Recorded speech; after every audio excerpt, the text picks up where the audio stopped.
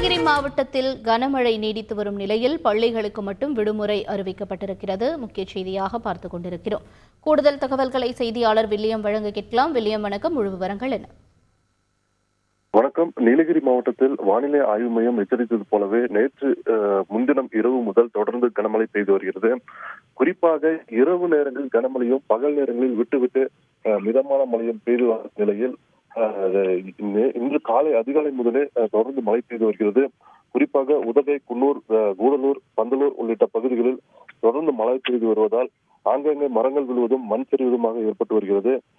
இந்த நிலையில் மாணவர்களின் நலனை கருதி நீலகிரி மாவட்டத்தில் உள்ள பள்ளிகளுக்கு மட்டும் இன்று மாவட்ட ஆட்சியர் விடுமுறை அறிவித்து ஒரு அறிவிப்பை வெளியிட்டுள்ளார்.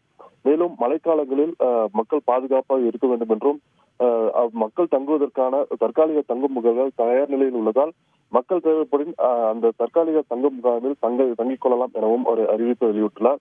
மேலும் அதிக பாதிப்புகள் ஏதேனும் இருந்தால் 1077 என்ற எண்ணில் தொடர்பு கொண்டு தங்களின் பாதிப்புகளை தெரிவிக்கலாம் எனவும் தெரிவித்துள்ளார். தகவல்களுக்கு நன்றி வில்லியம். செய்திகளை உடனுக்குடன் தெரிந்து கொள்ள உடனே சப்ஸ்கிரைப் பண்ணுங்க.